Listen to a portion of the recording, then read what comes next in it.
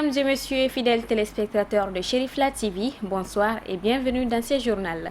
L'association Idée Action a officiellement lancé ses activités ce samedi 28 octobre 2016 à Bankoni, sous le haut parrainage du président du Conseil national de la jeunesse, Amadou Kamara et Seydou Niaré. Cette association dénommée Idée Action est une initiative de la jeunesse de la commune 1 pour comprendre et voir les choses autrement et de façon positive. C'est des jeunes qui se sont mis ensemble pour créer une association Idée Action, qui m'ont invité à participer au lancement de leur organisation. Et donc j'ai le devoir d'être présent, d'être à leur côté, de les encourager, de leur prodiguer des conseils à partir de l'expérience qui est la mienne dans les organisations de jeunesse. Et en tant que président du Conseil national aussi, je leur ai dit toute ma disponibilité à les accompagner à atteindre les objectifs qu'ils se sont assignés. Bon, ce que j'ai dit, la plupart du temps, ça manque de constance. Les associations se créent tous les jours, elles meurent le lendemain. Parce que très souvent, elles ne sont pas, la création n'est pas fondée sur une conviction, sur des principes à défendre, sur un idéal bien sûr, pour tirer tous les membres de l'association vers cela. Et donc très souvent, beaucoup de jeunes ils tombent dans l'instrumentalisation par les hommes politiques. Et c'est ce que je leur ai dit d'éviter, de faire en sorte de tenir la route, qu'ils restent vraiment dans l'objectif qu'ils se sont assignés et qu'ils doivent tout faire pour que cette nouvelle association ne soit pas une association de plus, mais une association qui va véritablement contribuer à l'atteinte de ces objectifs. Créée dans le seul but de s'attaquer aux problèmes que connaissent la jeunesse dans son ensemble, l'association Idée Action va désormais répondre efficacement aux multiples aspirations des jeunes de la commune 1. Bon, on a vu que une seule personne ne peut rien faire. Il faut s'unir, il faut se regrouper, chercher votre vision. Dans la vision collective, il y a la vision personnelle. C'est ça notre vision. Aider la jeunesse à voir clair. Aider la jeunesse à se prendre en main. C'est ça un peu notre vision, c'est regrouper. Une seule personne ne peut rien faire. L'association, c'est une jeune association qui a vu le jour, ça vaut 3 ou 4 mois. On est là, aujourd'hui c'est le baptême même de l'association, c'est le lancement. L'association est composée de 36 membres. Le siège se trouve en commune 1, plus précisément à Bangoni Salembourg. Bon, un appel à l'endroit de la jeunesse. Aujourd'hui, nous avons commencé ce combat-là. Et on veut rapprocher les autres pour que ça soit un combat général. Qui dit développement, dit la jeunesse. Qui dit prospérité, dit la jeunesse. Donc la jeunesse est au milieu de tout et à la fin de tout. Donc j'appelle les autres à nous rejoindre sur le combat, à nous rejoindre sur le champ d'honneur pour le combat noble de la jeunesse. Écouter, comprendre et agir partout pour traduire en actions concrètes toutes les idées relatives à la promotion de la jeunesse est désormais le credo des membres de l'association Idée Action. Nous sommes venus pour le lancement de l'association Idée Action. On est venu les accompagner, on est venu les suivre, on est venu pour les prodiguer des conseils. Que nous sommes prêts vraiment à les accompagner jusqu'à l'accomplissement total de leurs objectifs. Donc la mairie, le soutien de la mairie quand même ne va pas faire défaut. C'est la raison vraiment de notre présence ici aujourd'hui. Créée il y a quelques mois de cela, Idée Action est une association apolitique et à but non lucratif. Souhaitons bon vent à Idée Action pour le bonheur de la jeunesse malienne. Visite de courtoisie de l'association malienne de télévision libre Amatel au président du Haut Conseil islamique du Mali, au centre des échanges, présentation des différentes télévisions qui regroupent l'Amatel et remise d'un document officiel. C'était au cours d'une cérémonie ce lundi au siège du Haut Conseil islamique du Mali. Ousmane Sogoré et Samba Traoré. Après leur visite effectuée chez le guide spirituel des Ansars, Seyd Chérif Ousmane Madan Aïdara, les membres responsables de l'Amatel se sont rendus au siège du Haut Conseil islamique du Mali pour une rencontre avec le président de cette institution afin de solliciter ses bénédictions et de pouvoir l'informer des missions essentielles de l'association. Une rencontre au cours de laquelle un document capital de l'association a été remis à l'imam Mohamed Diko.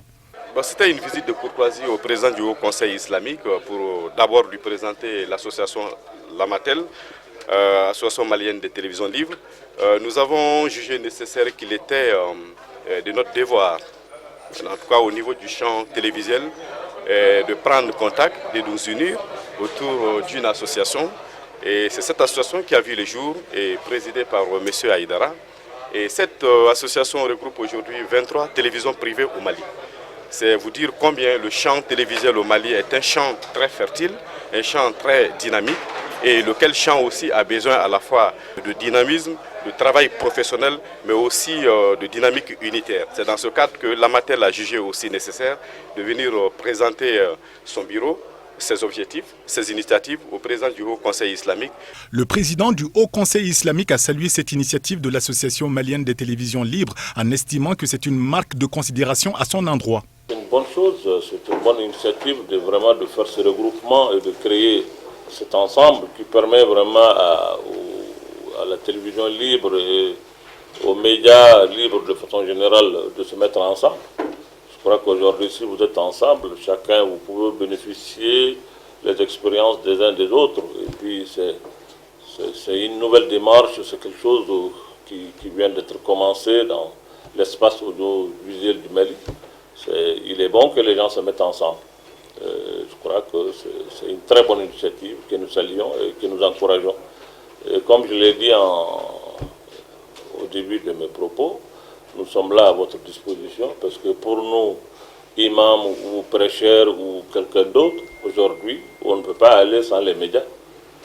Parce que si vous êtes dans votre endroit, vous pouvez parler. Mais pour que ce que vous dites soit entendu et écouté par tout le monde, il faut nécessairement l'apport des médias. Donc le média aujourd'hui est un instrument extrêmement important, non seulement pour l'unité du pays, mais pour la cohésion, pour tout ce qu'on peut faire aujourd'hui. Vous avez eu l'exemple d'un pays où les médias ont créé une situation de génocide dans un pays. Tout simplement, il y a des choses. C'est pour cela que les médias, c'est extrêmement important, mais c'est aussi redoutable comme instrument. Ça doit être géré avec responsabilité, avec clairvoyance et avec beaucoup aussi de retenue. On ne diffuse pas tout ce qu'on entend, on ne diffuse pas tout ce qu'on veut.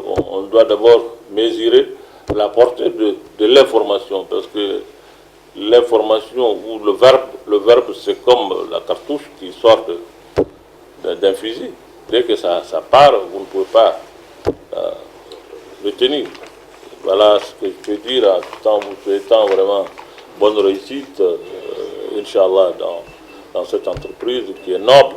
Et le Mali en a besoin, le pays en a besoin. Donc, surtout on sort d'une crise, on veut aujourd'hui aller ensemble.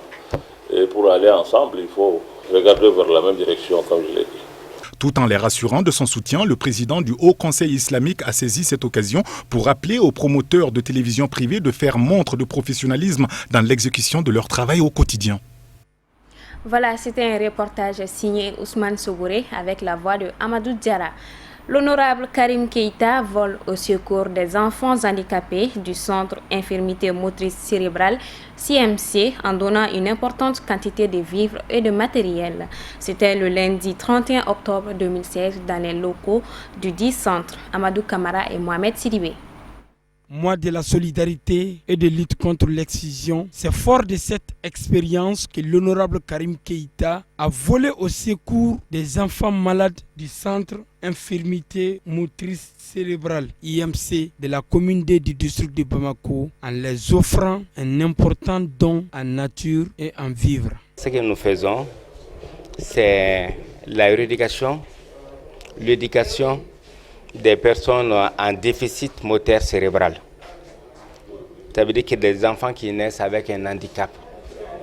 La plupart du temps, l'handicap visible que tout le monde voit, c'est l'handicap moteur. C'est-à-dire que la personne ne peut pas se déplacer, ne peut pas se tenir debout.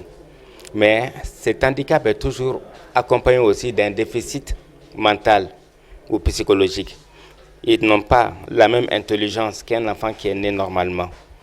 Donc le centre essaie d'appuyer ces enfants, leurs parents, leurs mamans, pour qu'ils puissent trouver une certaine autonomie.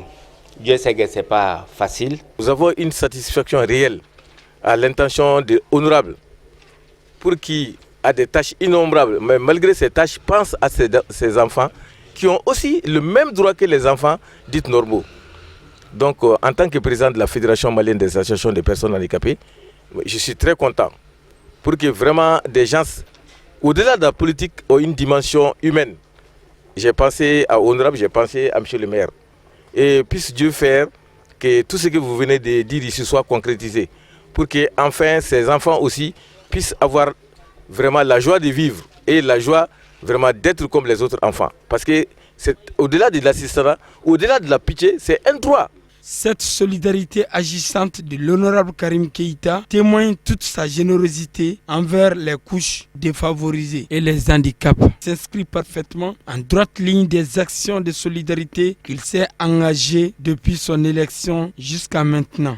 C'est dans le cadre du mois de la solidarité. Nous sommes le dernier jour du mois de la solidarité. C'est pourquoi ce matin, nous avons choisi ce centre des enfants handicapés pour quand même venir faire des dons au nom de l'honorable Al-Haji Karim Keïta. Ce n'est pas une première fois. Ça fait plusieurs années. Chaque fois, l'honorable Karim Keïta fait ces gestes-là. Ce matin, nous sommes d'accord, c'est la joie, mais avec beaucoup de sentiments. C'est émouvant. Quand vous venez dans ce centre, voir dans quelles conditions ces enfants-là vivent ici, alors ça fait pitié. Ça fait pitié, mais c'est la volonté de Dieu, on ne peut rien. Tout ce que nous pouvons, c'est quand même d'aider ces centres-là. Les responsables, ceux qui ont initié ce centre-là, vraiment pour soulager la peine, l'angoisse que ces parents-là vivent. Rappelons que le choix porté sur le centre d'infirmité motrice cérébrale IMC n'est pas fortuit, car l'avenir du pays repose sur les enfants et un enfant malade constitue un handicap pour le développement du pays. L'actualité hors de nos frontières, c'est tout de suite en bref et en images commentées par Khadija Kiti. L'opposition gambienne a choisi un candidat unique à la présidentielle de décembre prochain pour affronter le chef de l'État sortant Yaya Jammeh. Adama Barrow, 51 ans, membre de la direction du Parti démocratique unifié, principale formation de l'opposition, a été désigné dimanche soir par les délégués des 7 partis d'opposition présents à Banjul à cette convention pour être leur candidat unique à la présidentielle du 1er décembre. Barrow est un opérateur économique actif notamment dans l'immobilier. Il a obtenu 308 voix sur 487 lors du vote des délégués des différents partis venus des 7 régions administratives de la Gambie. Adama Barrow, après sa désignation, a déclaré que l'opposition a mis ses différends de côté pour l'intérêt de la Gambie. Selon lui, les Gambiens sont fatigués par 22 ans de mauvaise gestion de Yaya Jammeh, auxquels ils mettront fin une fois aux urnes. En République centrafricaine, l'opération Sangaré s'est terminée. Pour le ministre français de la Défense Jean-Yves Le Drian en visite à Bangui pour l'occasion, Sangaré a rempli sa mission, mais tous les Centrafricains ne sont pas du même avis. Lors d'une cérémonie, le chef de file de l'opposition est monté à la tribune et a exprimé son inquiétude quant au départ du Sangaré dans le contexte actuel. Car selon lui, la préoccupation, c'est que malgré le processus démocratique réussi, les forces négatives multiplient leur assaut dans les villes depuis le mois de juin. La police a annoncé lundi l'arrestation pour espionnage des militants du mouvement citoyen Filimbi, opposé à la prolongation du mandat du président congolais Joseph Kabila à la tête de la République démocratique du Congo qui s'achève le 20 décembre. Arciel Béni est mis aux arrêts pour espionnage des services de la police et son téléphone saisi est en train d'être décrypté pour remonter jusqu'au manipulateur. Il filmait devant l'état-major du commissariat provincial de la police les entrées et sorties sortie de détenus, des autorités de la police et des installations pour envoyer dans un serveur espion. Des accusations réfutées par le mouvement Filimbi. Selon ses militants, Arciel Béni filmait l'embarquement vers une destination inconnue ce lundi de leurs camarades arrêtés samedi par la police. 4 jours après la mort d'un vendeur de poissons écrasé dans une benne d'ordures, 11 personnes ont été présentées à un juge d'instruction ce mardi au Maroc.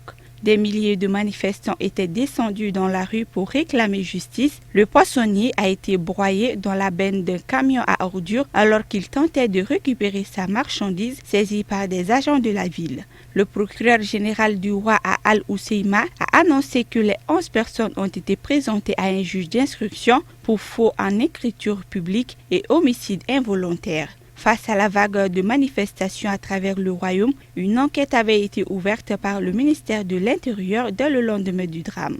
Dépêché par le roi Mohamed VI pour tenter de désamorcer la crise, le ministre de l'Intérieur s'est rendu dimanche à Al-Hoceima pour exprimer la compassion du souverain à la famille du défunt.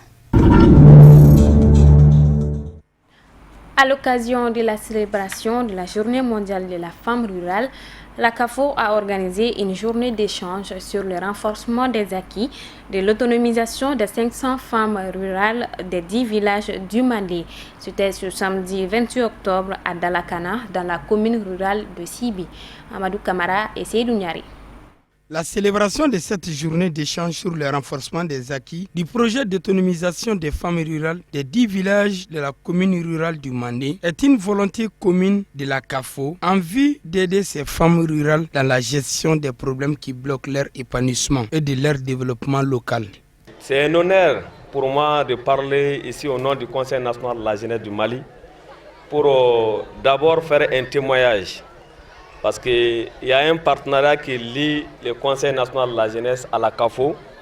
Parce que les mamans et les enfants sont les deux poumons d'un même corps pour nous. Et nous sommes là depuis hier. Nous avons passé la nuit et nous avons été témoins de beaucoup de choses. D'abord du cri de cœur des femmes, du cri de cœur des enfants, particulièrement les jeunes filles de Dalakana.